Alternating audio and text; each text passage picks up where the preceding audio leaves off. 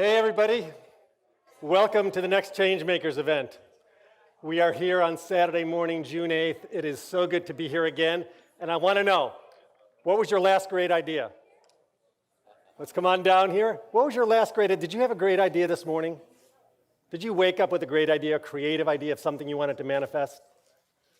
How about you did, good. How about a business idea? How about a feeling of something, you know, I'm fed up with the way the world is in this particular area and I want to change it? Yes, right there. So you see, every single morning you're waking up with a great idea. Every week you're having a great idea. But what do you do with those great ideas? Do they just spin around in your head? Do they manifest? That's the theme of today, how to manifest your great ideas. My name is Michael Sternfeld. I'm the producer for the David Lynch Foundation. We're working with MUM to put together this ChangeMaker series. We're doing really cool events. This is the third one in the series, and I'm really glad you're all here. So the focus today is how we manifest our great ideas, how we start with that seed idea just like that. A seed starts, it sprouts, it grows. If you nourish it with the right soil, the right fertilizer, the water coming at the right time, that's the way you manifest. Let that thing grow inside of you. But what happens? What impedes the process? Are you manifesting all your great ideas? Or are they getting stuck somewhere along the way? Maybe your doubt, insecurity, uncertainty keeps that idea from sprouting perfectly. That's what we're going to be talking about. Number one, the genesis, where those ideas come from, and also how they continue to grow and propagate and emerge and blossom, because that's what we want. All of us have great ideas. And not only all of us have great ideas, all of you are great ideas. Just think of you. You are a great idea. Your mother and father had you. That was a damn good, great idea. I mean, and your mother's, your parents' parents, going back to the original creator, that was a fantastic idea, this whole universe, right? We are manifesting all these great ideas. We are great ideas. That's the spirit, and I'd like to set that as our intention today. The intention for the entire morning and afternoon is going to be how we can take those ideas and make them blossom. Okay, we are on a tight time frame this morning because we have Kevin Harrington, our first speaker, coming on at exactly 10:10. So I had a couple things that I wanted to do before that, but we're going to do them afterwards. Bria Delaney, come on. She's going to introduce our first speaker. She's a student on Team ChangeMakers. Take it away, Brianna. Hey, Peaceful Risings. Thank you guys for showing up. Much appreciation to you. I just want to bring on the first entrepreneur. His name is Kevin Harrington. He is one of the original sharks at Shark Tank. He is also vital in the entrepreneurship field. He has produced 500 products and also in revenue, which created 50 billion sales and in global sales, and also have wrote the books Act Now and Put a Shark in Your Tank. So come on, let us welcome Kevin Harrington. Hey Kevin, you have a room full of Maharishi students of University of Management. We want to welcome you. Hey, how you doing? Great, how are you? I'm doing fantastic.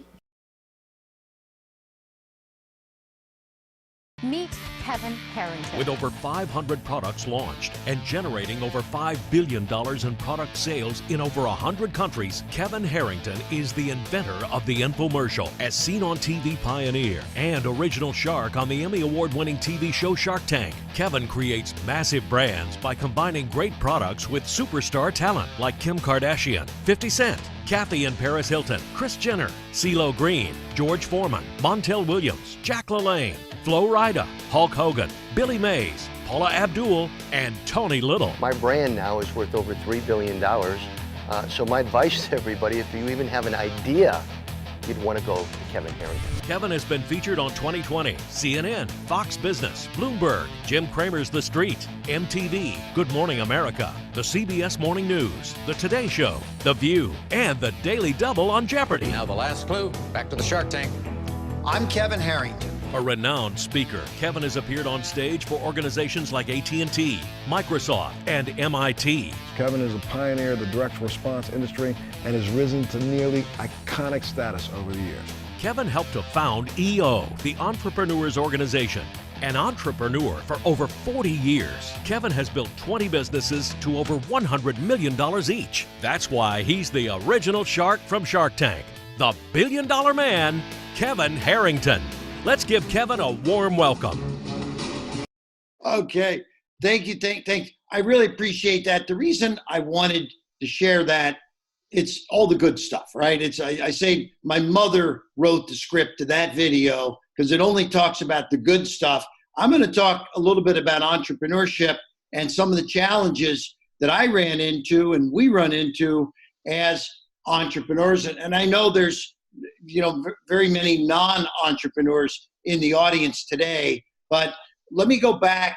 I just want to go back to the very beginning and then kind of some of the changes that have been happening over the years from the video forward. And the quick story of how all of this started.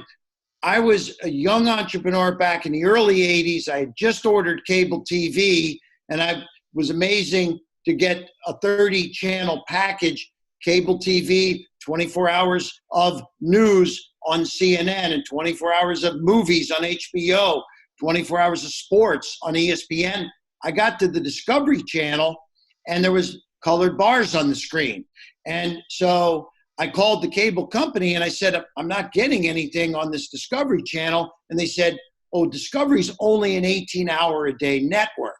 6 hours is nothing, okay? So that's when the light bulb went off, and I said, well, let me start giving them some programs that include product sales so that we could now start giving them a percentage of those sales. So that was really the breakthrough moment. The aha moment for me was the early 80s, seeing 6 hours a day of nothing being programmed on Discovery. I started giving them products from Tony Little fitness products and Jack LaLanne and the kitchen products, the Food Saver, et cetera. But so now I want to fast forward more towards today. TV viewership has dropped.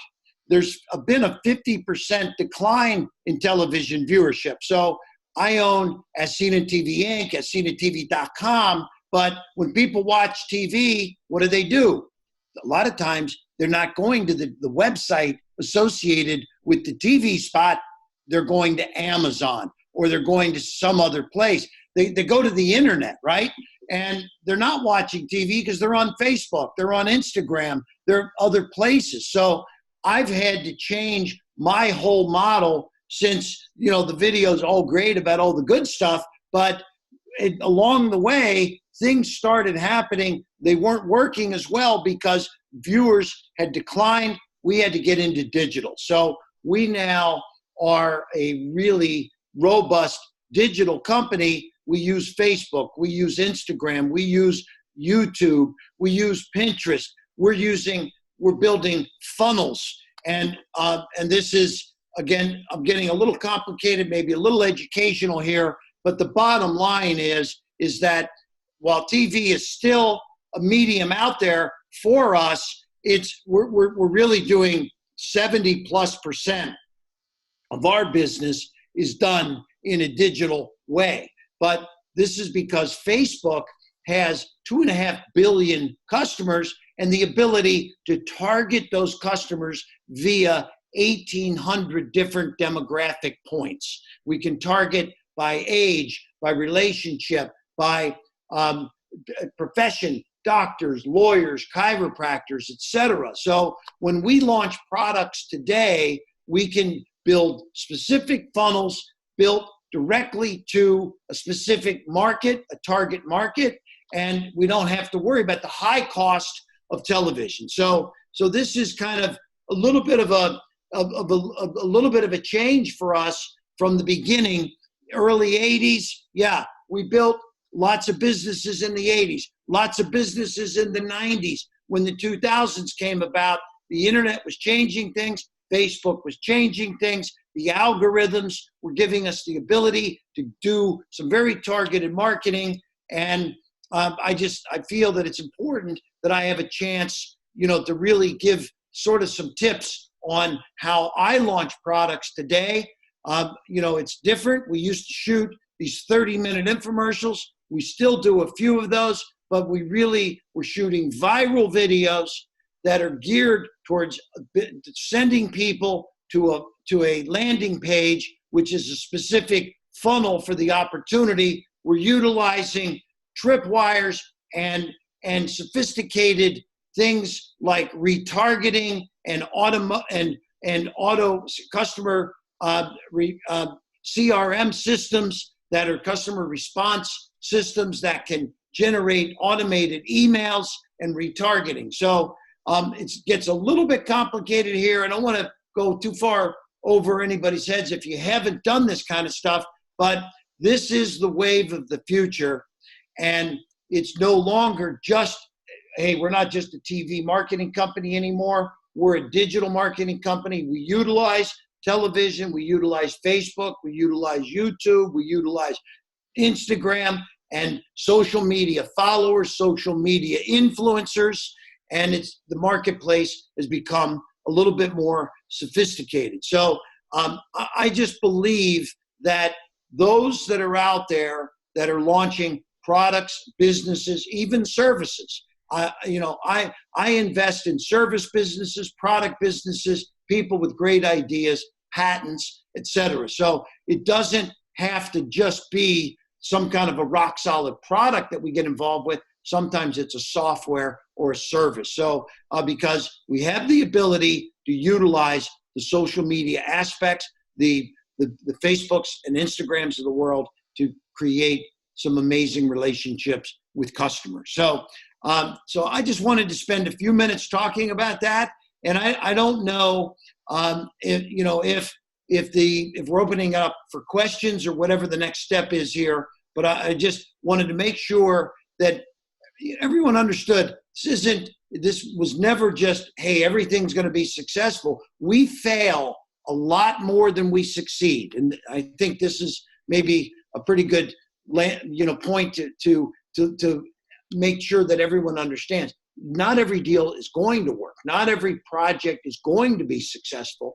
And I've cut my teeth on testing and tweaking and trying to get there. If for some reason it doesn't work, we try a second time, a third time, but then eventually if it's not working, we need to move on to the next, because I think there's a famous gentleman named Winston Churchill that probably said it best. He said that success is being able to go from failure to failure without the loss of enthusiasm, okay? So, it's hard to think, hey, how do you get enthused by failing? But I know that that's part of life, that's part of business. Not everything's gonna be successful. Take the failures, get them out of the way, focus on the winners, and build those businesses and keep trekking and keep moving until you get that winner. So I'm excited for all you folks there at the university today to have a chance to spend some time with some amazing people. Cliff Rose, I've known for many years. He's a dynamo. He's assembled a team of some pretty powerful folks. I mean, Joe Sugarman, one of my idols for many, many years. Joe is one of the greatest copywriters and marketers out in the marketplace and created just an amazing sunglass line, the Blue Blockers, and tens of millions of pairs sold. There is an amazing story that Joe Sugarman hopefully will, if he hasn't shared it, will be sharing with you. I go back to the early days of following Joe in his footsteps, and just want to say that thank you, Cliff, for having me today and assembling an amazing team of people there. And I don't know what the next step is here, but I just wanted to share a few of my insights and maybe open it up a few questions here today. Kevin, we'd love to ask a few questions of you. You're one of the three entrepreneurs speaking today. You're the business entrepreneur. We have a social entrepreneur and an artist entrepreneur. So maybe, how about, I'm going to ask the first question, and Bree here has a question. If you could distill the essence of your, 30 years, almost 40 years of entrepreneurship, what's the key essence that you'd like to impart to our audience here today? The essence of what you learned. I know that's a big statement, but if you could give the essence? No, I think that's a very great question. So early on, when I was building my business, I thought I was invincible. I was the CEO. I was the owner of the company, the entrepreneur that started it. But I was good at sales and good at creating messages and selling messages in our infomercials. But I needed millions of dollars to finance all of this, right? And so I didn't have a team around me. I had myself and basically a couple of helpers to help me build the business, but I didn't have strong finance people. I didn't have strong operations people, and we were making a lot of mistakes. And we also needed capital. So I went to 5 banks, tried to raise money. I was unsuccessful. Turned down. Now, meanwhile, when I was doing this, I was actually at a $50 million company making over $5 million a year, but we didn't have any capital because the money was going out so quickly for media, for inventory, that I needed some working capital, a line of credit, something to help me build the business beyond that. So finally, one day, I met a guy at an event. I was at a big networking event at a Chamber of Commerce, and I'm talking to a guy, and he's retired as been a former bank president. And I was telling him the challenges I was having raising money. And he said, Kevin, I'll tell you what I'm going to do. I'm going to come in your office and I'm going to give you some free advice next week. And I'm going to tell you how you can go get financing because you got an amazing business. And after that, there's no charge. But if I am interested, I may give you a proposal on how we may be able to work together going forward. If I'm not interested, then I'm just going to help you and give you some free advice. He came in, we sat down, he said, so when you talk to these 5 banks, what did you tell them? And I said, well, I told them how very successful our business has been and all the products that we've launched. And here's our company. We did 50 million with a $5 million profit. And he said, well, great. He said, but guess what? That's the past. They want to know about the future. They want to know, where are you going? They're going to loan you money. How do they know you're going to pay them back? What is your plan? What's your 5-year plan, your 3-year plan, your 1-year plan? What are you going to do with the money? What is your use of proceeds? He said, I can put all that together with you and the small team that you've got here. We're going to go back to a couple of the same banks because I know some of those guys at the banks that turned you down, and let's see what we can do. And little did we know, this gentleman came in, his name was Pete Albert, turned us around, went back, took us about 60 days to put together a new presentation. We went back and got a $3 million line of credit from one of those banks that had turned us down. It was all in the pitch. It was creating a perfect pitch to a banker. And so this is actually modern day times. Now, what do? As a shark, I take pitches from people that want what? Money, okay? So I learned how to pitch to bankers years ago. I've raised hundreds of millions of dollars now. That's how I built billion-dollar companies. So 20 of the companies have gone to over $100 million each. But we know how to raise capital because it's all in pitching to the investor, the banker, et cetera. And that's what I say. You got to surround yourself with an unbelievable dream team. You need bankers, you need digital marketers, you need some influencers, you need finance people, you need operations people. Don't think you're too good. Don't think you know it all. I don't think I know it all. I spend $250,000 a year hiring coaches to teach me how to do things better in my day-to-day business life, whether it's speaking, whether it's multiplying, whether it's motivating, whether it's raising capital. Get the right dream team, surround yourself, and you're going to be having a lot bigger chance to be amazingly successful. Thank you. Do you have time for one more question? I do. One more. How do you keep up your enthusiasm once you keep failing? What is the one thing within your essence that keeps you going, that have given you this drive all these years? What is that one thing?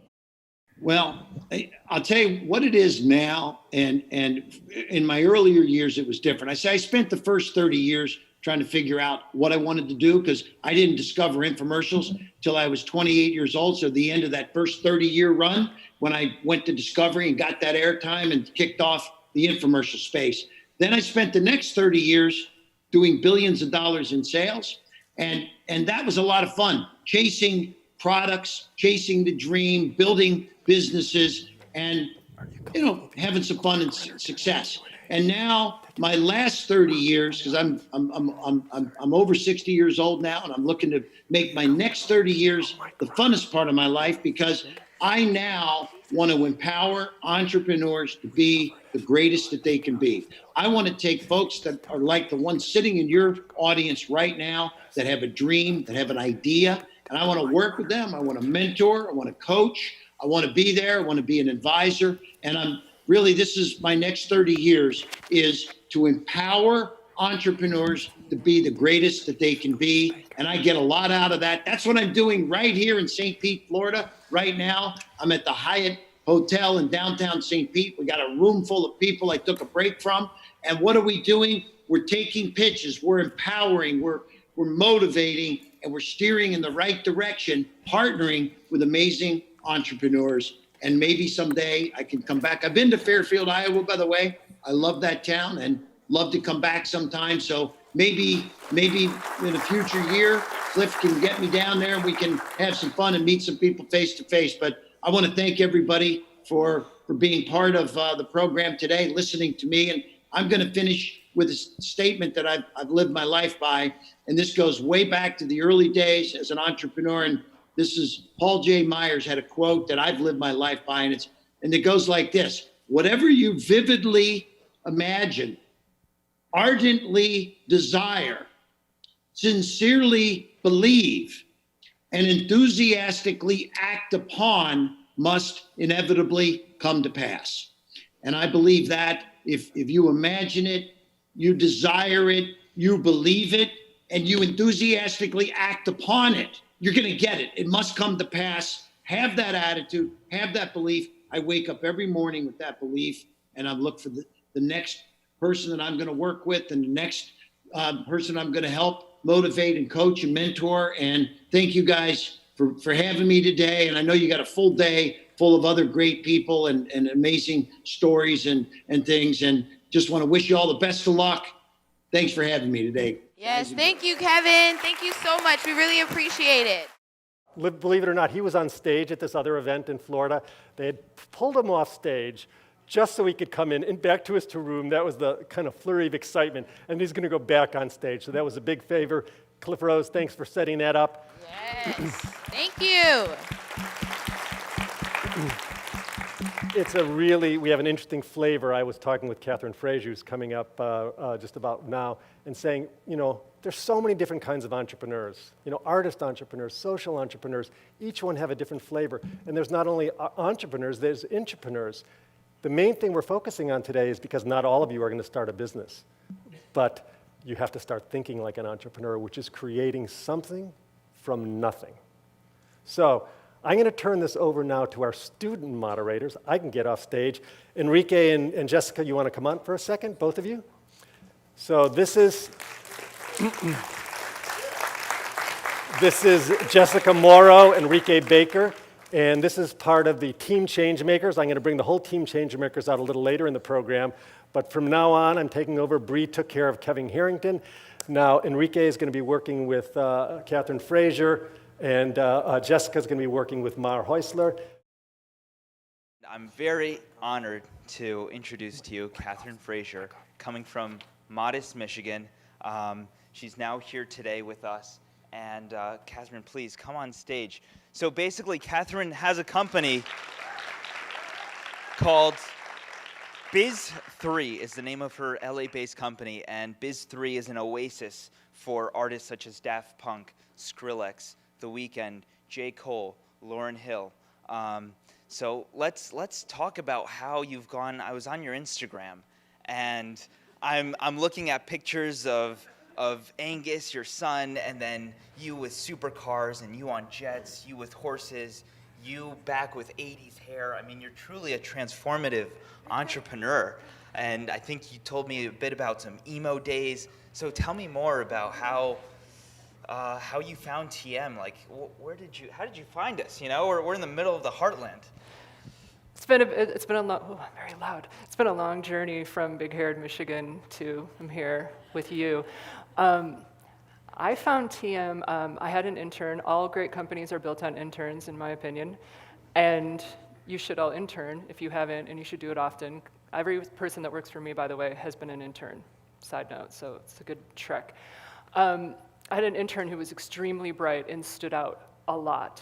And of course, I started talking to him. He grew up here. His name's Andrew Runkle, and he grew up in TM. And I was so blown away by him, and then I met his friends, and I was like, I've never met people, young people this bright and this special. And so he told me about TM, and then I went down a deep hole one night. I watched David Lynch at Boston University. I watched Martin Scorsese. I just sort of went in there, and I think I've been doing it 8, 9 years now. Okay. Changed my life, changed everything. Okay, so now you're like a TM guru, right? And don't you share this information I will with not many say folks? that. I was just telling Aaron earlier, I really need some help. Busy life makes it hard to really stay on your program. That afternoon session is like, but it's a tool that's so valuable. So I will not call myself a guru. I would like to really keep doing it forever. And I have dreams of in my old age, I can come live here and be doing it several hours a day. Beautiful, beautiful. Well, Catherine, you have a fantastic story. You're about to share it with us, and thanks, guys. Thanks for listening. Thanks for being here. Enjoy. Thank you. Hi. I kind of feel like I know people already. I've seen all these faces that I connected with yesterday. So yes, I'm Catherine. I come from Michigan. I was a big-haired, tan, 80s Midwest girl. My mom, I have a single mother. I never knew my father. My mom worked a job. I think the most she ever made was $14,000 a year. I remember she had to work in a bar a little bit for a while at night. So I was kind of a single mom, crock-pot, latchkey kid. And we're talking about transformation. We're talking about vision. You pay attention to your vision at a very young, raise your hand if you know the movie Flashdance. You guys might be too young? Okay. At a very young age, I think I saw it, I snuck in because it was rated R. I think I was 12. And I saw this woman who was a welder. She read French Vogue. She was beautiful and sexy, and she rehabbed a loft. And she was a dancer, and I was like, wow, I want to live that life. I'm going to get out of Milford, Michigan, and I'm going to get a loft, and I'm going to live in the big city, and I'm going to be interesting. And I'm also going to be my own woman, and I'm going to, hang drywall and, create my own world. My mother, side note, my mother made me drywall a garage once. I had to hang it, tape it, mud it, sand it, and paint it, and I literally thought it was child abuse.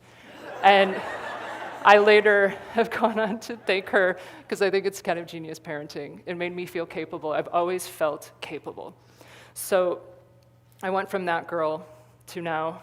I don't have big hair. I have straight hair, and I live in Los Angeles. And I'm a single mother of 2 beautiful kids, and I chose to move a little bit out of LA. I live in the mountains. We have coyotes, bears. I have a horse. I'm trying to give my children kind of a rural childhood in a big city. I have a beautiful partner who helps me, and I have an incredible ex-husband, co-parent. It takes a village to raise kids when you're a single entrepreneur. I also am a life coach now, a personal coach, a professional coach, and I see people for relationships. We'll get into that, but it's gone from here to here. To me, it was all about transformation, and it was always about vision. The Flashdance vision changed several times over the course of that time. So fast forward, how I started my company. My company is 23 years old. I've been doing what I do almost 30. I have the privilege of, on my roster, I do publicity and management. I have had some of my favorite artists. You already heard who some of those are, but to work with people like Daft Punk and Lauryn Hill, Skrillex, Anderson .Paak, Migos, J. Cole, there's Run the Jewels. It goes on, and I just can't believe I still have like pinch me moments that I'm here and I'm working with such great people. I consult for Google, and that's really kind of a fantastic different thing and totally out of music. So I started my company. Here's the first point of entrepreneurship. And this is not just to be an entrepreneur. This is to be a happy person in life. This is to excel at your job. This is how to excel in your home life, which is you have to be brave. You have to, I got to Chicago, made my way to the big city, begged a man to work at his club. He wouldn't take my calls. I was like a salesman, like a telemarketer. I finally got him to meet with me. I walked in, I had an all beige, double-breasted suit, and I went to a nightclub. And I remember he literally laughed when he saw me walk through the room. And I begged him, and he gave me an internship, no pay. And I busted my butt, and I changed his whole way that he did promotions up there. And I convinced him to buy a computer. You got to get a computer. This business needs a computer. And so we did that, and he ended up giving me a job. And I got $19,000, and I had my first job. Fast forward, I had my second vision. Now my vision was, I want to work for myself, I want to do what I want to do, and someday I want to be a parent, and I want to have the flexibility to raise children the way I want. I didn't even have a boyfriend when I had this vision, but it was the vision, and so that vision, it's about actualizing it. My mentor at that club, Joe Shanahan, really important person to me, I told him my idea. He said, cool, let's do it. I'll give you a room in my big building. I'll give you $30,000 a year, pay jump, and we'll split it. At the time, I was kind of indie rock cool girl, and he was doing Smashing Pumpkins and was sort of like this more major label guy. And over the weekend before we were supposed to make this transition, I followed my gut, okay? Gut, super important. I thought to myself, oh, I don't have any money, literally less than $100 in the bank. I don't have parents that can fund this. I don't want to do it.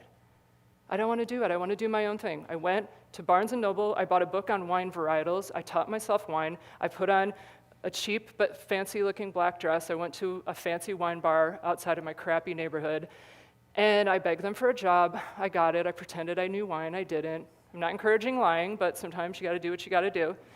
And I decided I would be a waitress. That's how I'd make money, and I would not partner with this person. I would do it on my own. I told him, he was like, oh, that's a step back. That's not a good idea. How are you going to do that? And you take the chance. I saw the vision, you take the chance. A friend of mine gave me a closet in his club. We stuck a little table in it. I got a ride to the suburbs because I didn't have a car. I did a loan. I got the world's largest computer, and I shoved it in the closet. And my friend worked for Death Row Records. She was working on Tupac. She stole the database, sent it to me on paper. I hand-typed it in. Again, don't steal, don't lie.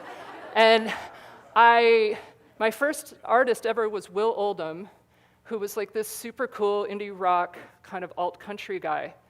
The Tupac database wasn't going to help me much. So what do? You get resourceful. I didn't have the internet back then. I couldn't look everybody up. I just had to figure it out. I would go to the magazines, I would read inside of them, I'd look up names and numbers. You just figure it out. That's the point. You figure it out. So that went for a while. That led me to, I was in a diner one morning, and I heard someone mention, did you see that house? There's a crack house, is how they refer to it, for sale down the street. There's people living in it, addicted to drugs. There's no electricity, no drywall, no windows. It's just a shell of a building. And they're selling it, and you can get a government loan for $3,800.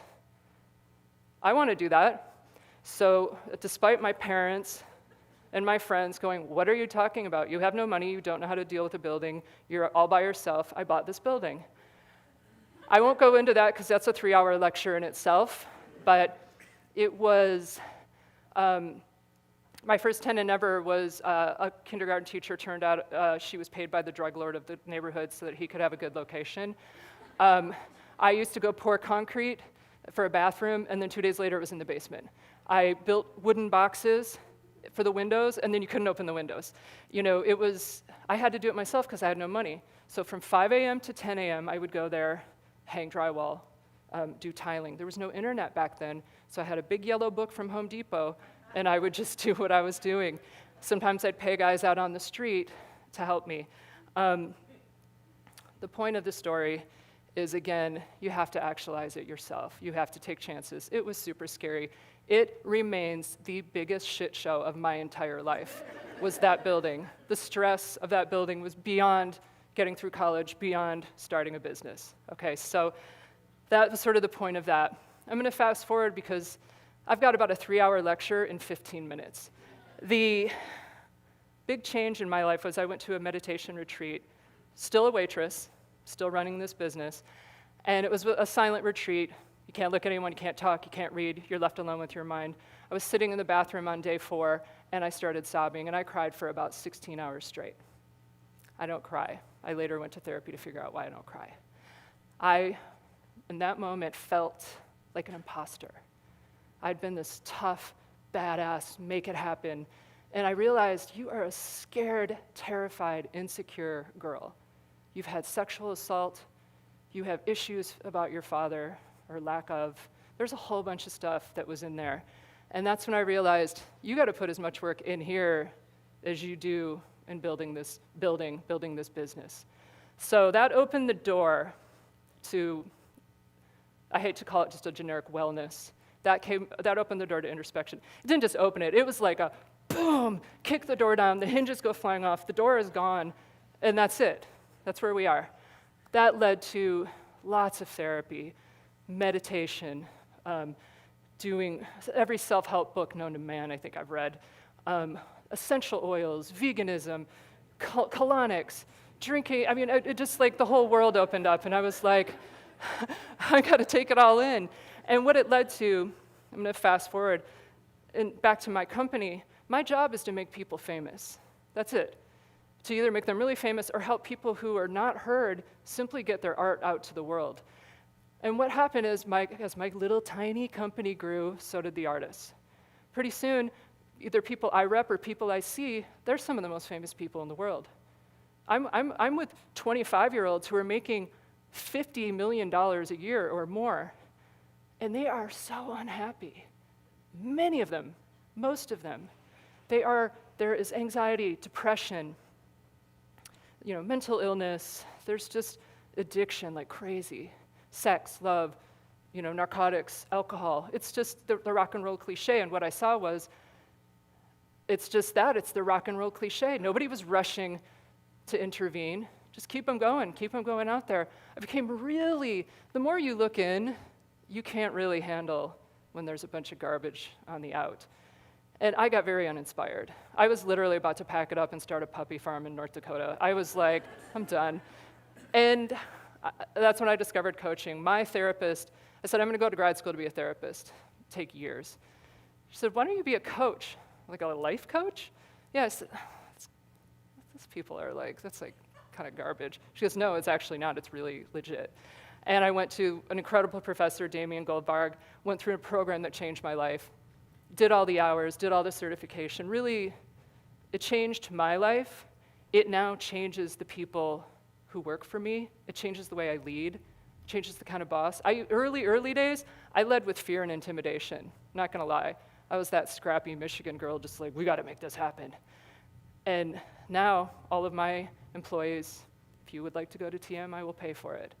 If you want to meditate every day at 3 o'clock, absolutely. I will send you to workshops. Please go travel because I want you to be happy and healthy. It changed everything, but it changed my business. The transforming of my business became this coaching now I give to the people. I coach managers, heads of labels, rappers. They don't just get me helping them get their art into the world or getting famous. They get me helping them to be happy people. And then I do college kids. I'm doing an unemployed landscaper who's an undocumented migrant worker. You have to give. I just signed up to do inmates who are being released. You got to do your free work. Whatever you do in here, entrepreneur or not, you go in with the spirit of being an entrepreneur. You envision it, and you act resourcefully, you are brave, and you make it happen. But you also have to keep human connection, or you will not be happy. You keep your same friends. You keep new friends. You connect with people. You share some of yourself, and you ask questions. Don't talk about yourself too much. Share and ask questions. Those people will become your allies. You might get more clients from them. They might help you grow your business. When things are bad, you have a support system. It's a huge thing to have that human connection. When people are building businesses, I think they get too caught up in building the business and keep it going. And if you're not doing the self-care, it's all going to fall apart. The toolbox is important. You have a huge toolbox here. You guys all learn TM.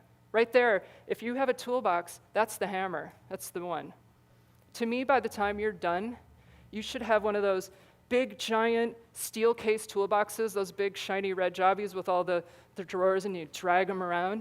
You should have one of those because you need a lot of tools to get through things. The hammer's TM, game changer, for sure, transcendental meditation.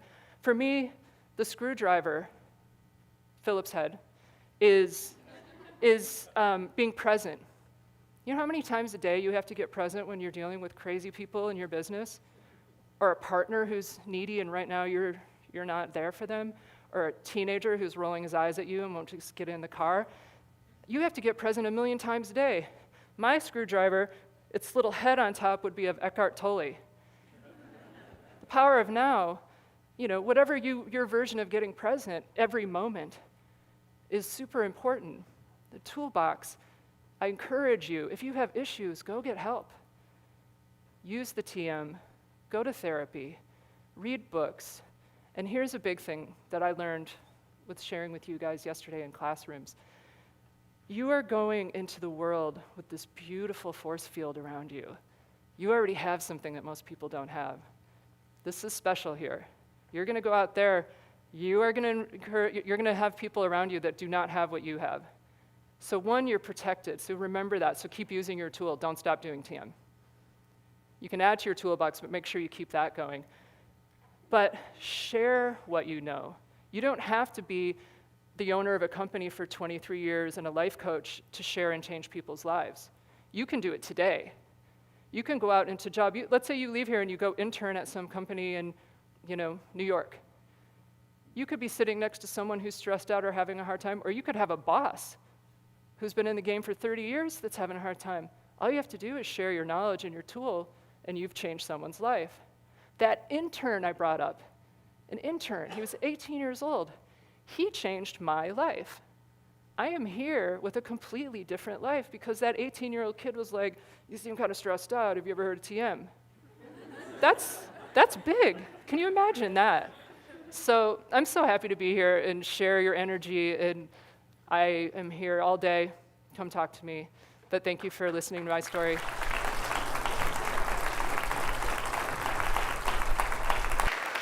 Wow. What'd you guys think?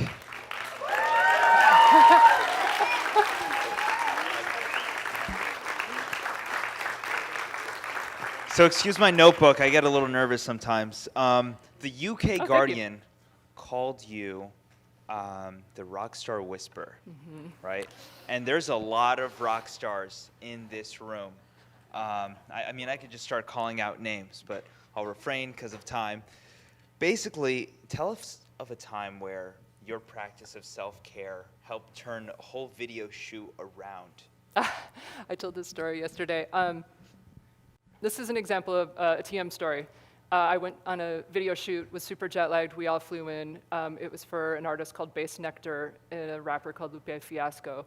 And the video wasn't going well. A ton of technical issues. It was a disaster. And everybody about 12 hours in was literally laying on tables, nobody talking to each other. It was pretty bad. I went out into my rental car and did a 20-minute TM session. And I came back. And you know how you wake up the next day and you're like, okay, cool. And I came in and I was super rubbing people's shoulders and making jokes and come on, let's get, I rallied everyone. And Lauren, AKA Bass Nectar, was like, dude, what did you do?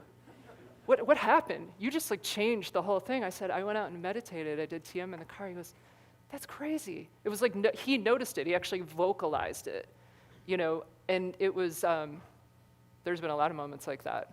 Yeah. But to me, I always think TM is you go do it, and then you basically get to wake up and it's a different day. Wow, thank you for sharing that. Thank you. We're going to open up for Q&A. Starting with what we already have here, there are a lot of people that want to be entrepreneurial, and especially in a very large talented group of musicians here and other types of artists. I was wondering, starting from a small town but with our little extra gift, what would you suggest we do to be able to organize that so that we can move and completely support all these talented musicians so they can get gigs and become known? Sure. To me, it starts with that vision thing. You always have to imagine yourself not just in your town.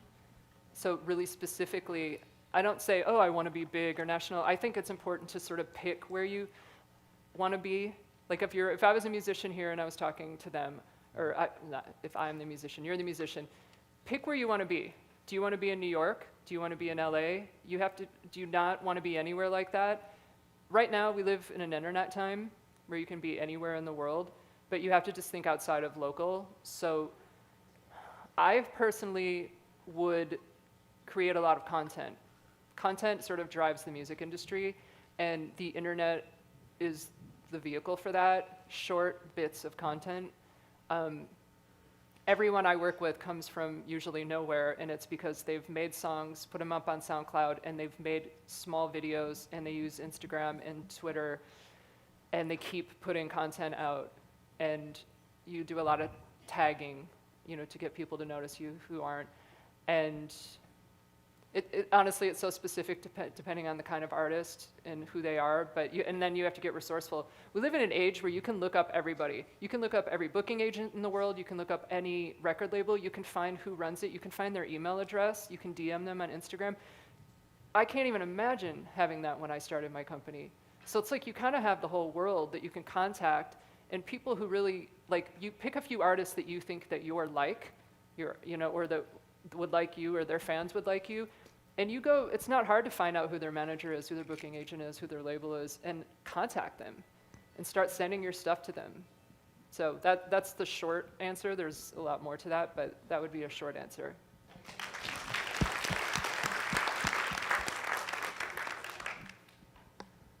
Really nice that you're here. Thank you so much for being here. This is super cool to meet you. I was wondering how important genre and niche marketing is for musicians, because especially if you have a sound that's what do we sound like? It's without a genre, Right. How annoying is that? Or how do you go about that when you don't sound like anybody? Or well, that's a cool thing. So, if that's what your deal is, great. You find a few things that are like you. It doesn't have to. They don't have to be like you, but would a Billie Eilish fan like your music, even though you don't sound like her? Or would you figure out a few things that are close to you, and you kind of put your eyes on them, and keep putting things in the world. Does that help? You kind of have to reach to what's closest and try to hit them. Yeah. And make sure people know you aren't like other people without saying it.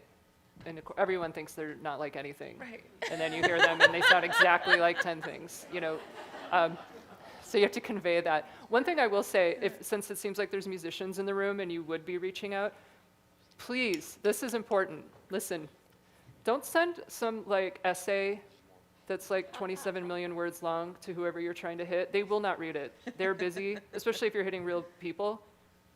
Send your link. Hi, here's the link. One line, maybe two, and make it look like it's not coming from you. And then that's it. Don't give the whole giant thing or it'll get ignored. Just put what you need to say right up front. We have another question here. Amy. Hello, I'm from East Los Angeles, and I moved out here in February. And you just said to be brave, so I just thought I'm gonna go home for the summer, and I'd like to intern for you. My name is Amy Reyes, and I hope that my big yellow dress, you'll remember me from Iowa, but also from Los Angeles as well.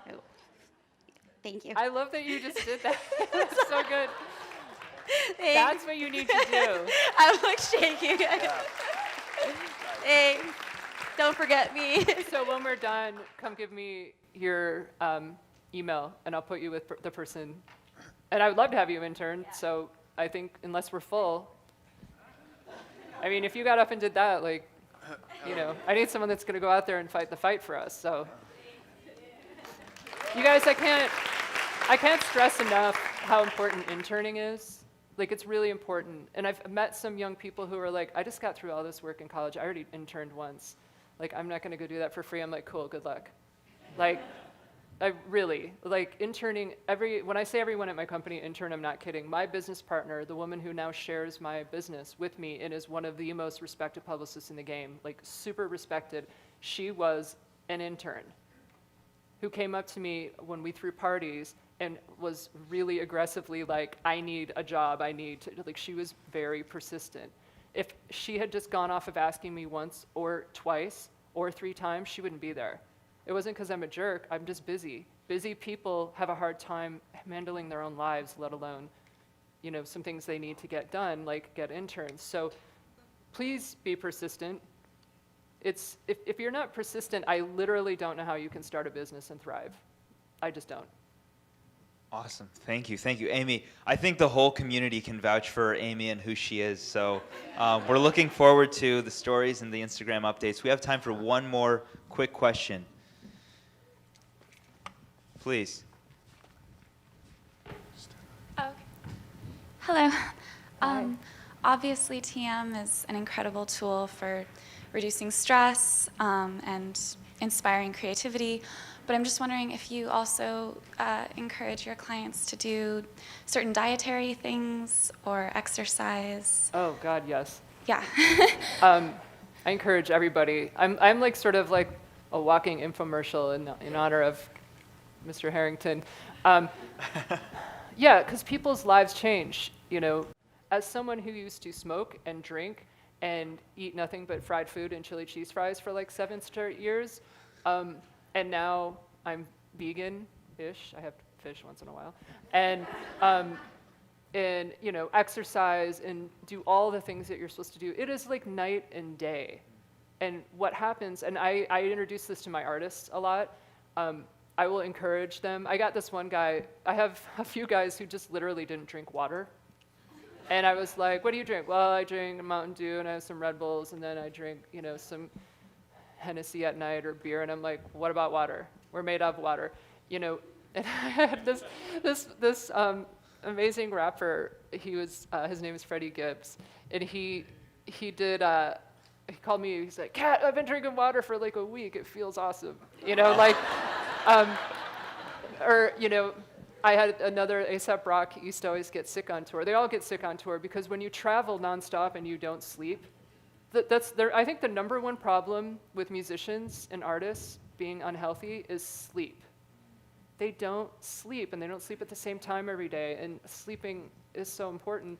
So then you get sick, and then you're always sick, and then it starts this whole thing. And then you have to go on stage, and so then you start drinking because you got to do something to get through. And so I have introduced a lot of people. I found like packs, like Oxylent or the vitamin C packs are good to throw in someone's bag, or I Amazon everybody all these things. And you know, you start there, and pretty soon, next thing you know, 6 years later, they're like, oh yeah, I'm vegan. Wow. Cool. You know, like I bet you feel great. You know, you can't sustain the garbage for long, and it affects your creativity, and it actually affects your ability to work when you're unhealthy. So most of my bigger artists, I find, are actually on that tip. A lot of them, like I'm running through my brain of the ones, like they eat really well, they eat really clean, you know. That's awesome. Thank you so much for sharing that. That's it for time, but we have way more coming towards you guys. Catherine, thank you again. Thank you. My name is Jessica Mara, for those of you who don't know. I'm going to be here introducing our next speaker. Her name is Maharishi Heusler. She's actually born in Singapore, and she was actually a former London financial trader. And after she got her master's in economics in Shoemaker College in the UK, she traveled to Brazil and ended up formulating a local currency called the Inquiri, if I'm saying that correctly. And she's also the founder of the Give and Take Lab, where they offer exploration with the new relationships with money. And she's also working on a new project with schools and companies to integrate social entrepreneurship and social currency, and integrating the UN sustainability goals. So I welcome to the stage Maharishi Heusler.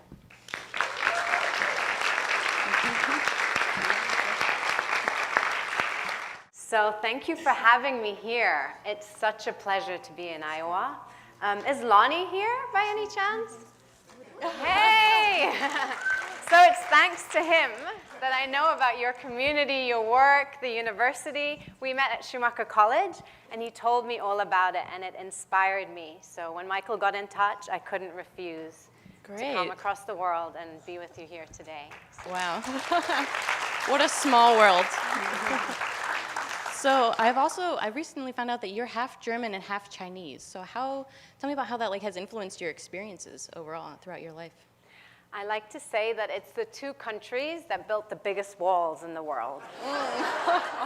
And it's my mission to break those down. Okay, great. So it's a bridge between East and West. And I've grown up with two completely different cultures, and I think that's made me who I am today, this international person being able to travel and really fit into different places. So.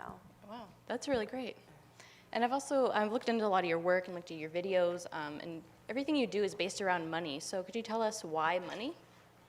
Yeah, so I see money as a neutral energy, something that can be transformed for the higher good or for something lower that might be destructive in the world.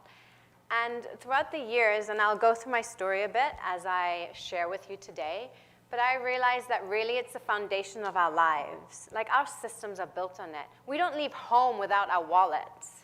Like, we can't interact in the world without it.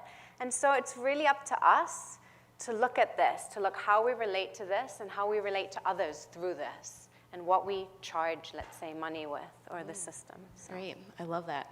Well, I think we're ready to hear more about your story and money in general, so I'll leave you to the stage here. Thanks, Jessica. So, who in here is an entrepreneur or wants to be an entrepreneur? Raise your hands. Wow. I thought we might have a big audience here, considering the title of our conference. So, I wanted to be an entrepreneur from a very young age. And actually, with the topic of money, I thought that money would bring me freedom. It would bring me possibilities in life. And so it took me on a journey to becoming the social entrepreneur I am today. I started working from a very young age. I started babysitting my brother and sister's friends. I wanted to make money the way I could. Working in shops of my parents' friends, begging friends to be able to do things, because I thought that was the way out. I thought money was freedom. The way out of the life I was in, I wanted to make it. And to me, that meant money. I grew up in an affluent community. I went to international schools, and there was no need for me to work. But I had this drive inside, and most importantly, I wanted to be connected to people and understand it. Moving on, when I was in my teenage years and going to university, the place where you could make the big bucks was finance. It was being a trader, and I had in my mind, that's what I'm going to be. So I ended up interning in different banks and working as a trader in one of the tier 1 investment banks in London. I had in my mind I wanted to make X amount of money by the time I was 30, and I wanted to be a managing director, an MD. At the age of 25, I'd been promoted every single year. I was the only woman on the trading floor with 100 men. And I was making the big bucks. Like, I had something to prove, so I was outperforming everyone. And these were men who'd been there for like centuries, and I was this young girl there going like, yeah, I'm gonna make this. But I was deeply unhappy. I was living the life that you see in the movies, traveling, partying, thinking that money was everything. But I would come home and look in the mirror, and I was soulless. There was just sadness in my eyes. And then I encountered a type of meditation for the first time. And I told my teacher, I don't have time for this. And he goes, just take 5 minutes. I'm like, I'll take a minute walking to work. So on the way to work, I was like, okay, I'm going to do this, I'm going to do this. And that minute turned into 5 minutes, it turned into 10 minutes, and that turned into half an hour. And then it was the part that propelled me out of finance. It showed me that I was not living with my values. Like, I was making money, but it wasn't aligned with who I was, with what I wanted to be in the world. And so I decided to leave and to go traveling. And I remember I left on a sabbatical, and the head of the bank called me up, and he's like, if you don't come back, we're taking all your shares away. And I was like, you can take all the money away, but you can't take my life. If you don't know, in finance, they pay you in deferred shares. So you get your bonus paid over 3 years. So you get a year, part of it in the next year, the year after, and the year after that. So basically, it's like the donkey and the carrot. You never really get there. It's like the golden handcuffs. And so I said to him, okay, you can take all of that, but you can't take my life. I'm walking out. And when I started traveling, some of the first people I met were travelers from Ireland who had mortgages 5 times the amounts their houses were worth. I, at the time, was a high situations trader. That meant during the crisis, I was trading AIG, I was trading Lehman Brothers, I was trading all the Irish banks, the Spanish banks, the Portuguese banks, everything that was going down, and I was making millions, hundreds of millions on this. We were sitting in rooms completely disconnected from the people outside, completely disconnected from people's lives. So when I started traveling and meeting people who were affected by the financial crisis, like the penny dropped. I was like, my God, what is happening? What is the world up to?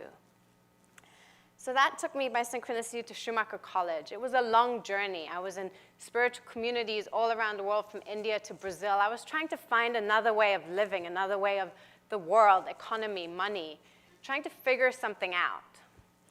And at Schumacher College, I got the space to integrate my life as a financial trader with something new. I got to understand economics in a new way. It took me 2 months to realize, like, people don't want to just make money. Like, there's cooperatives. People care about each other. Really? I was like, wow. And so after that whole thing of shaking me up, I did my thesis in a community in Brazil where I lived with a community, and we created their own community currency in Kiris. And these are going really strong. Like 2 years on, the community is setting up their own banking system. Everyone's getting paid in Kiris, and they're working with other banks in Brazil to create a whole social banking system, like a whole platform that other social banks can open up, basically community currencies, to empower communities. For me, this was huge when I understood this.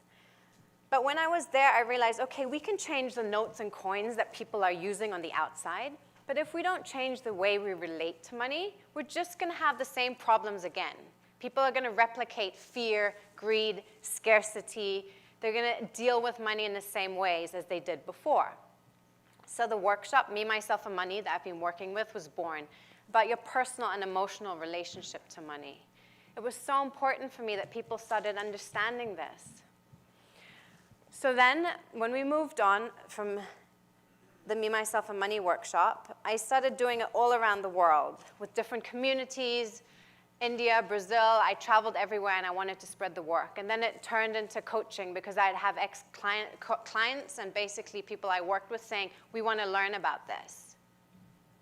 And most recently, I launched Give and Take Lab, where I'm exploring new ways of relating to money, new ways of relating to the economy and working with people in different areas of society.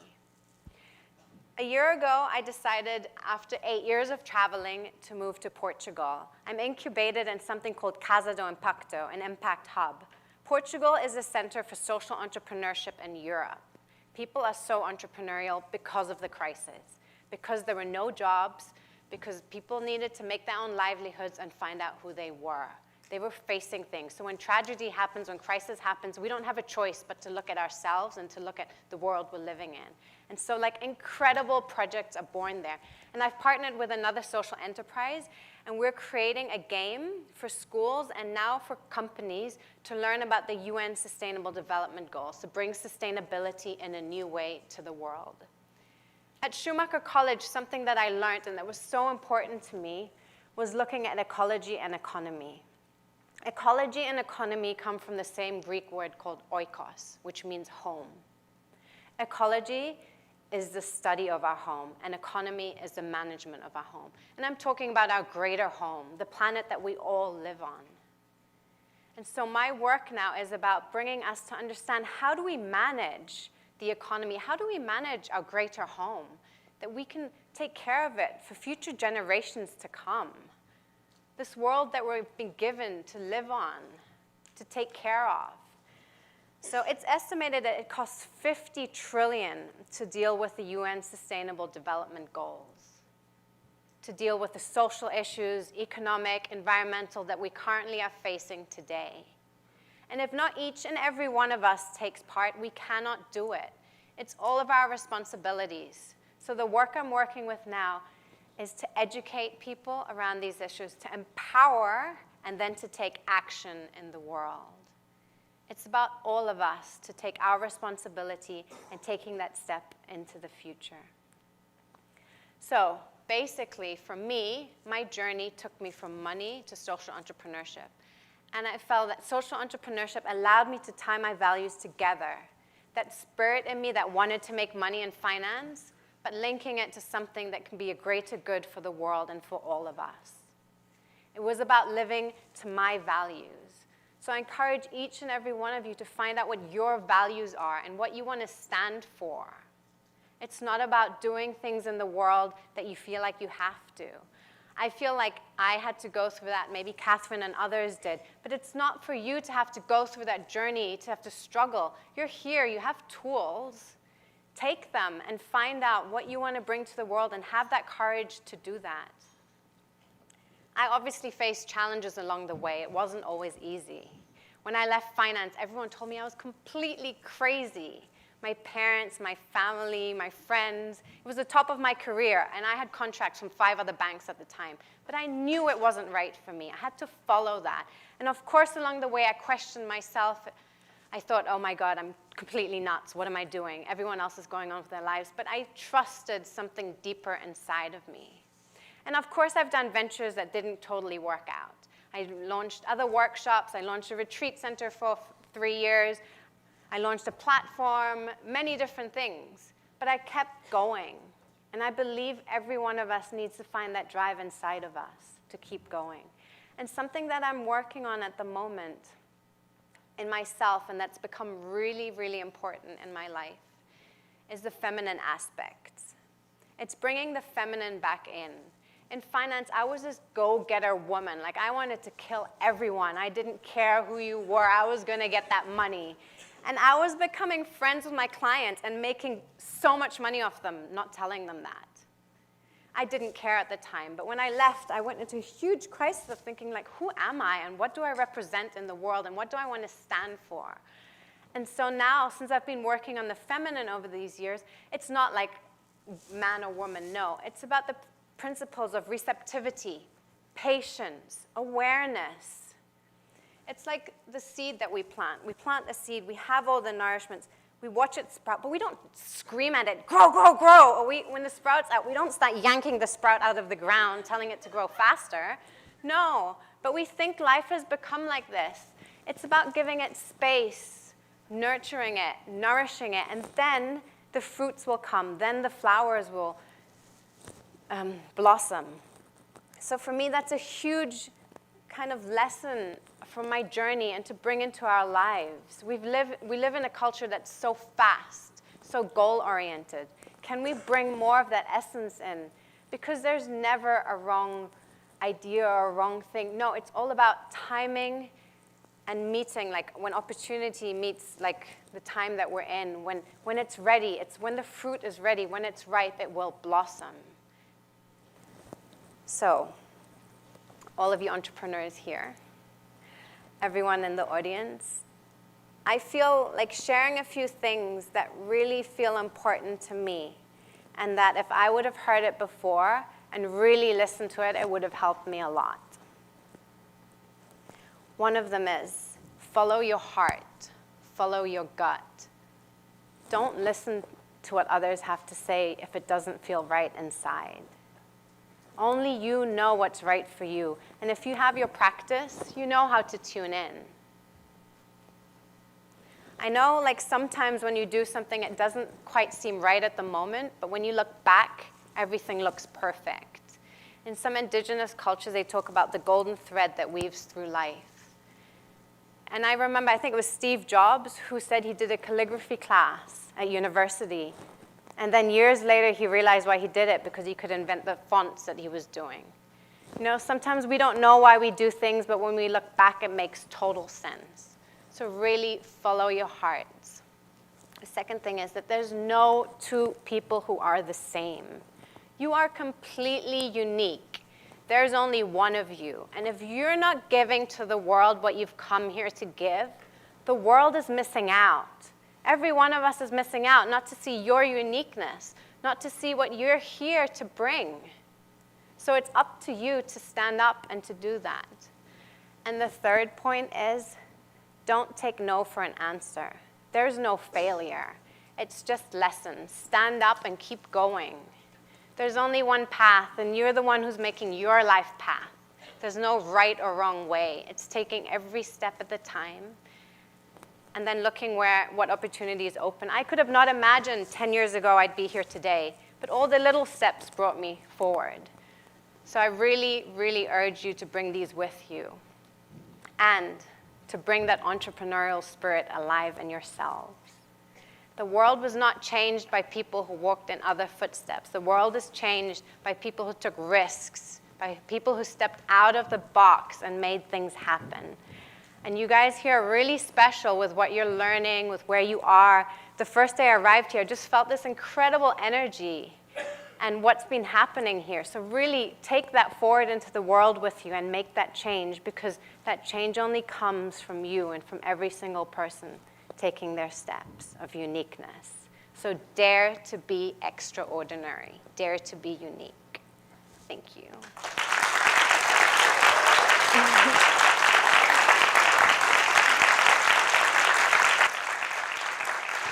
Thank you. Thank you again, Mar. Now we'll open up the floor for question and answers for her as well. So if anybody has questions. Thank you. Question up here. Very nice presentation, by the way. I really enjoyed it. How many languages do you speak? I look like I should speak more than I do. Unfortunately, I don't speak any Asian languages. I speak German, English, French, and now I'm learning Portuguese. Sie sprechen fließend Deutsch? Ja, mein Vater kommt aus Deutschland. Ah, wunderbar. Okay. Sehr gut. Das ist quite a Ich few. spreche auch. Ja. Okay. Amazing. All right. Any other questions? It seems to be that there's a theme running through the speakers this morning related to coaching. And I think there's a lot of young people who have an aspiration to be of service in that way.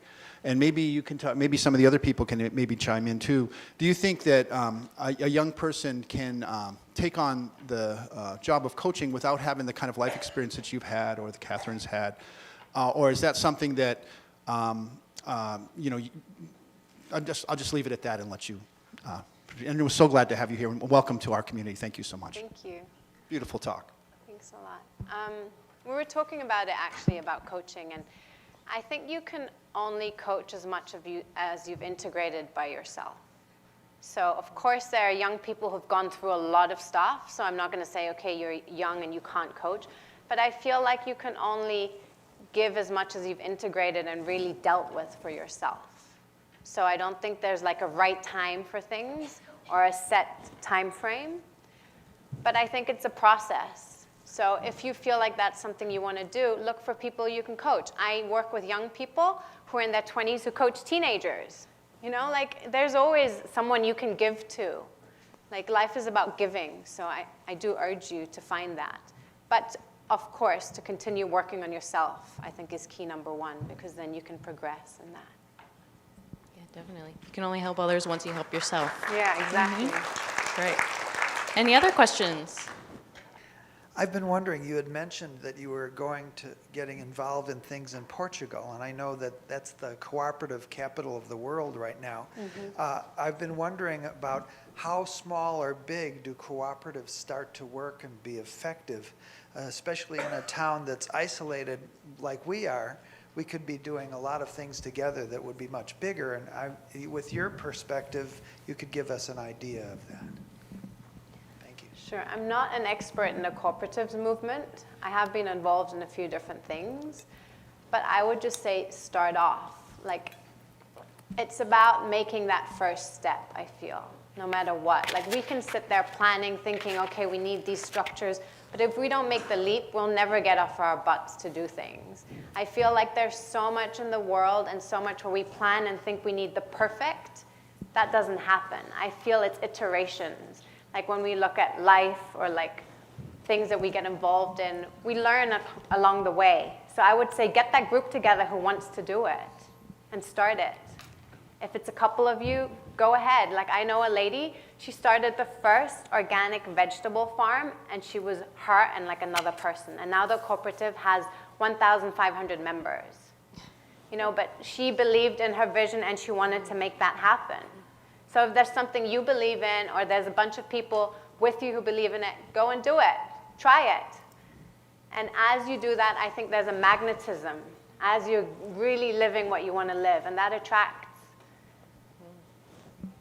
Great. Any other questions?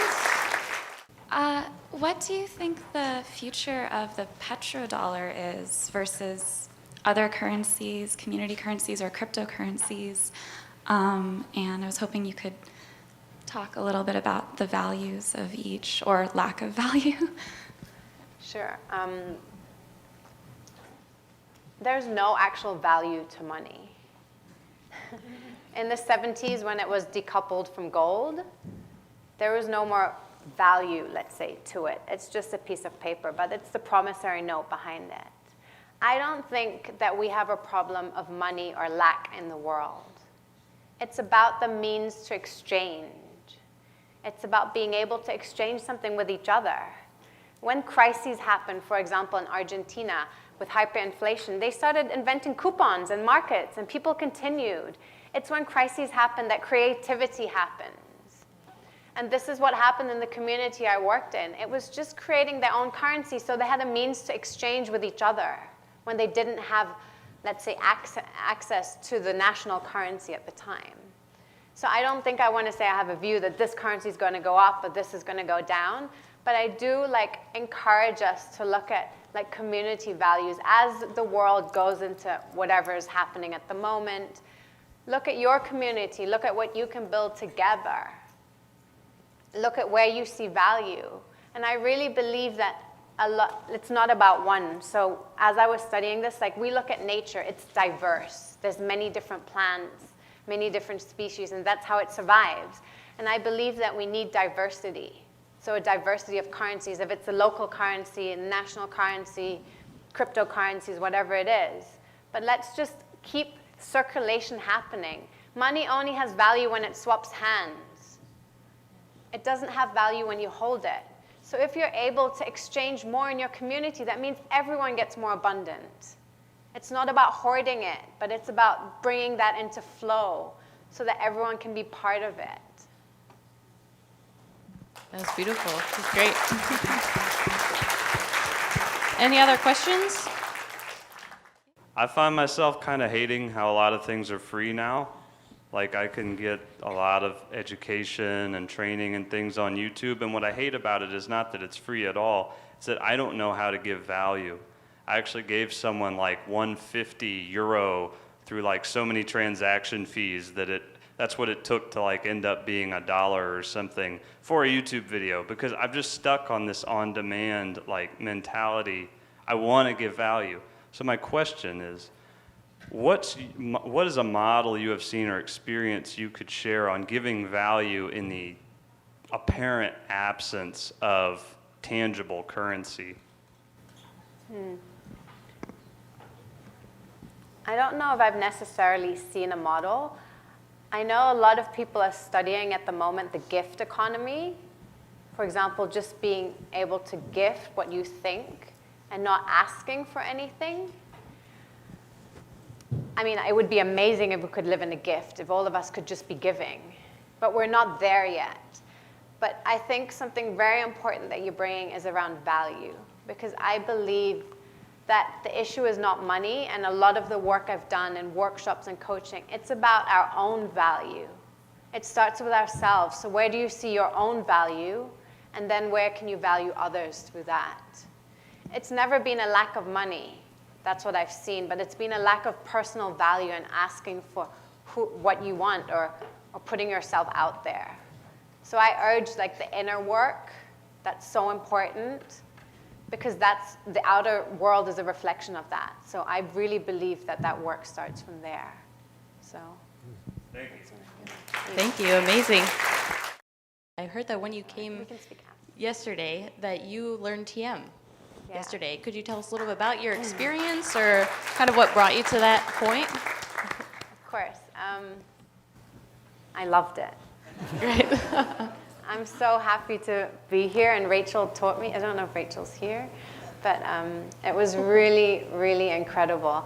And I rung up my partner and I was like, guess what? Like, I learned TM. And he's like, I wanted to do it too. How did you get to do it first? I'm like, So I'm definitely going to take that tool with me and to continue my journey with that. So like you said, Catherine, adding to my toolbox, I think that will be one of them. So thanks a lot for having me here. Awesome. Yeah, we're really glad to have you. Again, thank you so much. It was an honor. Thank you. Stay one sec. I would like to have Enrique, Jessica, Diego, Leo, Paul. Who else are we missing? Come on down. I just want to introduce you. We're still missing a few of our people here. This is the group. Let's see, we got Enrique. Who are we missing? Bree. Where'd Bree go? Okay, this is Team ChangeMakers along with Chevy Height, who we'll honor because she actually was the leader of the group, but there was a tragedy in her family and she had to leave. This was the group that put on Changemaking Month along with Colin Faulkner. Anyone else? Dylan Hanuman. This group did a fantastic job of creating this whole Changemaking Month. These were 5 events, a kickoff event, a series of 4 workshops on vision boarding, and then we went into the inner game with Paul that Paul led. And then the third one was What's Stopping You with Hal Goldstein and some of his student entrepreneurs. And finally, Leo and Enrique led this fantastic inspirational video night. So to me, this was one of the most important part of this whole process, to see them and what they put together and how it led up to the event today. So honor these guys when you see them around. These were the core people who made this happen.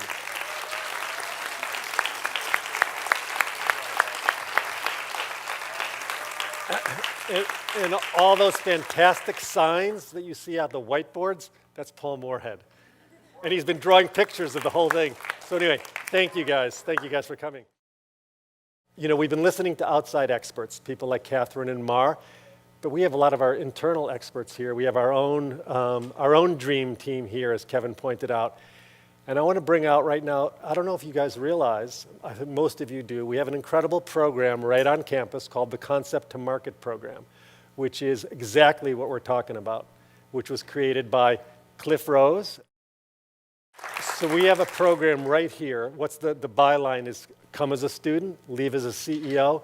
It takes people from the very beginning, from your concept, developing a business summary, the financial plan, the marketing plan, putting it all together, real world stuff, creating your own business, becoming an entrepreneur. So we thought it would really be good for the last piece of our show here tonight, our presentation, is to bring a panel up that's, and why don't you guys come on up right now? I'm going to introduce them when they get on stage. So we have Cliff Rose, as I said, the founder and director of Concept to Market program.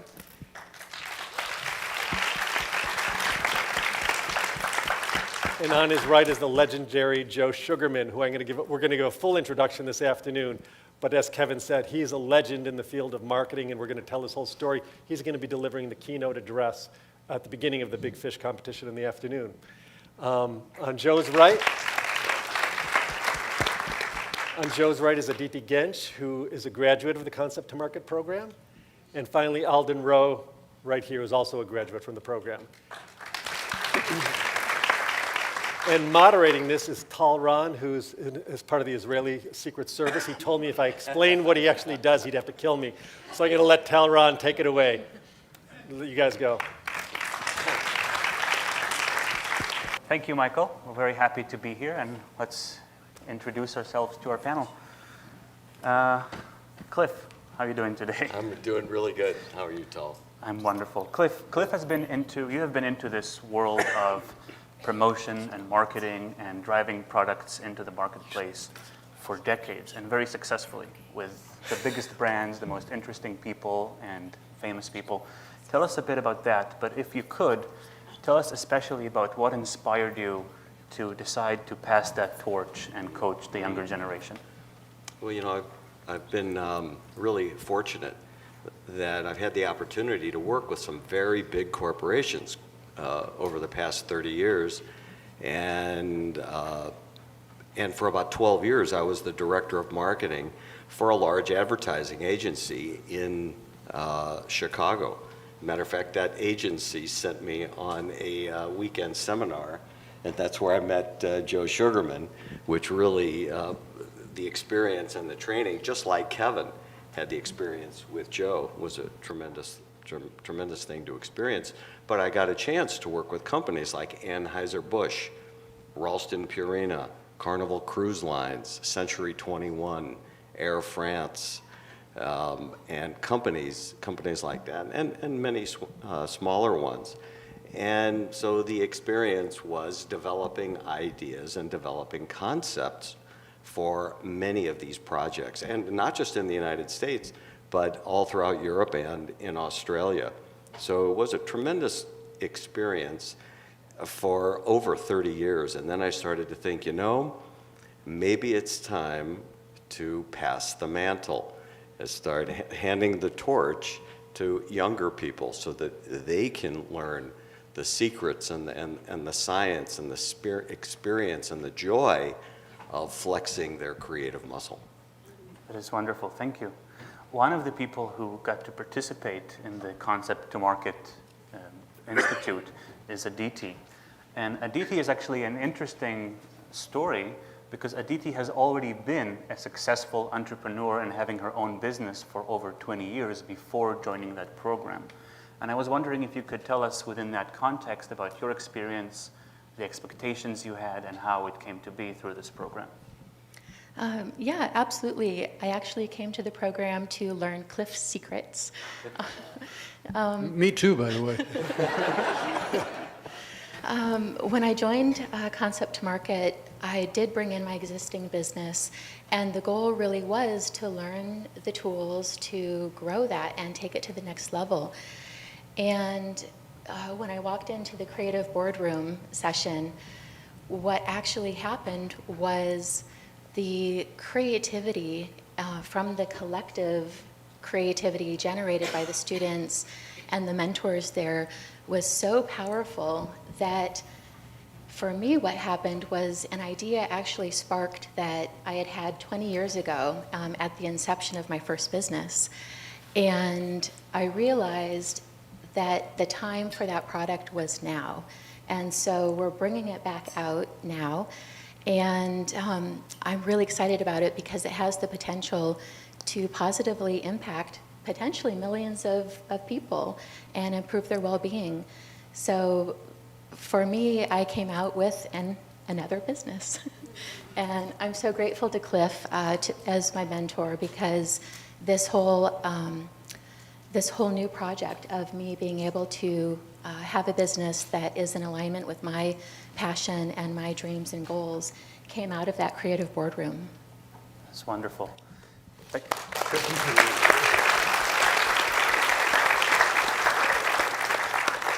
actually spoke with our friends here and some other people who participated in this program, and this term, the creative boardroom, is something that comes up again and again. Can you please tell us more about the creative boardroom? Sure. Originally, we hadn't planned on that dynamic developing, but we saw right away when we would get some very creative students together in a classroom, everybody had an opportunity to not just develop their own concept and see that emerge as a new business, and then follow the evolution of that concept into an actual reality, but everyone in the classroom got a chance to participate in what emerged as a creative boardroom session. And so we actually sign a legal non-disclosure agreement at the beginning of the class that what we discuss in the Concept to Market Institute stays there, because we don't know which ones of these businesses could emerge as the next Facebook or the next great business. And so not only do our students get a chance to participate in their own businesses, but everyone serves on their board in the classroom, participating on a daily basis in everyone else's business. It's a tremendous learning experience that just occurred spontaneously from bringing together so many young, dynamic people. That's a very interesting concept because, yeah, go ahead. Because what we learn is that one can be entrepreneurial in his or her own company, but one can also act from inside a company and being entrepreneurial inside another company. One of the people who decided to follow that path is Alden. Alden works for an award-winning financial solutions company, very, very successful, have had his own several endeavors in entrepreneurship. Can you tell us a bit about the difference about being entrepreneurial and being entrepreneurial inside a company and how it worked out for you? Absolutely. So with the creative entrepreneur, like we've been talking about sort of skill sets and tools, a lot of different tools that you learn. A lot of those tools are universal. We kind of apply them in terms of entrepreneurial ventures, but I use them all the time even though I'm not the head of a company.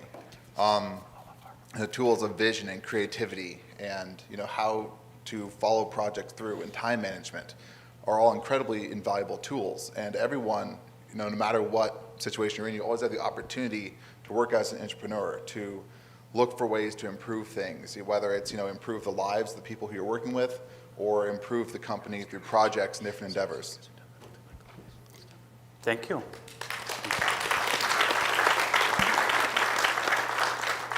I heard that one of the interesting processes, and we'll talk to Joe in a moment because you really are the main event in that sense, but one of the interesting things that you learn is to write your own ads and how to approach to prospective clients and people who might be interested. I understand you wrote some very successful, interesting ads. Could you please tell us a bit about that experience? Well, first of all, I'm the biggest failure you'll ever meet. There you go. I have failed more times than you can ever imagine. But anyway, I try my best. And throughout my whole life, I always said to myself, I had this strong belief that I was going to be successful. So even when I failed, I still had that strong belief. And it just carried me through my whole career. Now, the question you wanted answered is, what? I forgot. Well, I know that part of your role, that you got to review a lot of the ads written by the students who participated. Oh, right, okay. Well, let me just say one thing. If you want to be successful, you learn all of the rules. If you want to be super successful, you break the rules one by one. That's what really made a lot of my success. Wonderful. Thank you so much.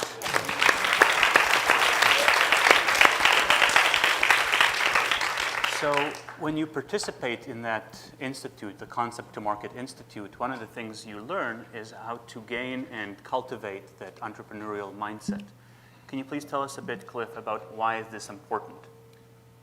Well, the entrepreneurial mindset isn't just valuable in the business setting. The entrepreneurial mindset affects us whether we're in our daily life, whether we're becoming a professional, whether we're having a family, or in school as an academic. And it's being inspired about your own creativity and seeing and developing confidence in yourself and your ability to express your creativity and confidence in the fact that you can be creative and develop that creativity. And that's a major component built into the Concept to Market Institute, that confidence and the ability to be flexible, because certainly we heard from Kevin how many times he starts new businesses and how many times they fail. But you have to have that drive and that conviction and that passion to continue on. And so those are qualities of the entrepreneurial mindset. And it doesn't matter if you're doing it for yourself or you're doing it within the bounds of someone else's corporation that now we call an intrapreneur, which is kind of a buzz term in the business world and in the academic setting, becoming an intrapreneur or an entrepreneur. And we've been very fortunate that quite a few of our students a few have started new businesses, but a few have also become successful intrapreneurs, being entrepreneurial in the bounds of someone else's business. And we're really thrilled to see that happen.